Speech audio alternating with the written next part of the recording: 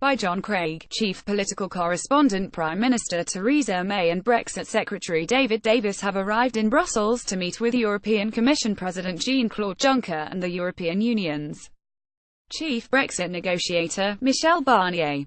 The meeting follows talks that continued through the night between UK diplomats and Brussels officials aimed at resolving the bitter Brexit dispute over the Irish border. The Prime Minister and her Brexit Secretary arrived at the Berlaymont shortly before 7 a.m. Brussels time, 6 a.m. in the UK. A European Commission spokeswoman said a news conference will be held after the leaders' meeting. Hopes of a breakthrough after a week of wrangling were boosted yesterday after European Council President Donald Tusk announced he would make a Brexit statement at 7:50 a.m. today, 6:50 a.m. in the UK. Image: Donald Tusk will make a Brexit statement early on Friday morning. Mrs May's bid to clinch a deal eluded her on Monday, when it was blocked by Ulsters Democratic Unionist Party leader, Arlene Foster.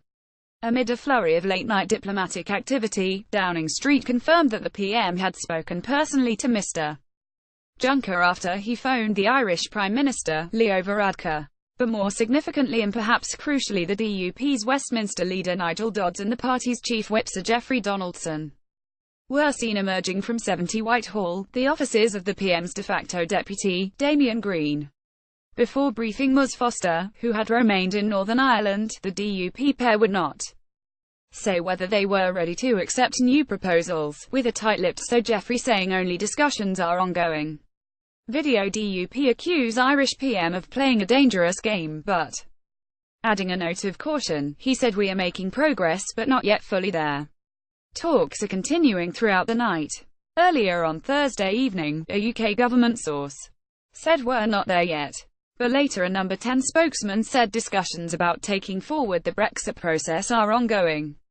The significance of the precise timing of Mr Tusk's statement is that it is before the London Stock Exchange opens, which fueled speculation that he will announce a deal giving the go-ahead for trade talks, which would send up share prices.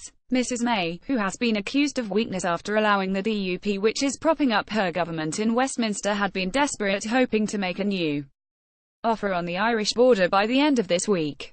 The DUP objected to what is known as regulatory alignment between Northern Ireland and the Republic, which the party claimed would mean maintaining a soft border and a new frontier with the UK mainland in the Irish Sea.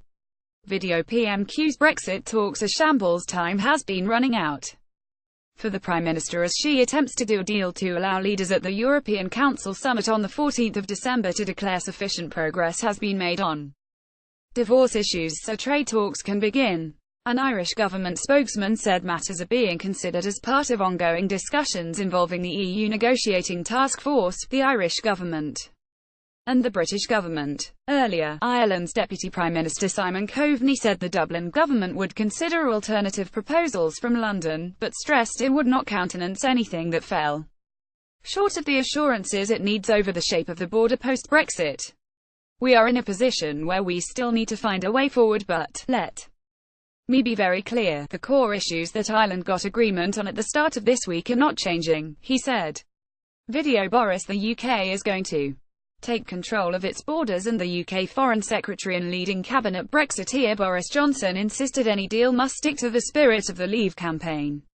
"It is very, very important that whatever happens now, whatever we agree, has got to be consistent with taking back control of our laws, of our borders and of our cash," he said. Pressed by Sky News on whether he was comfortable with the widespread regulatory alignment between the UK and EU after Brexit, the Foreign Secretary said, "You can take it from me that whatever comes up, whatever the solution that we come to, whatever we devise getting onto the body of the talks, it's got to be consistent. It's got to be consistent with the whole of the United Kingdom taking back control."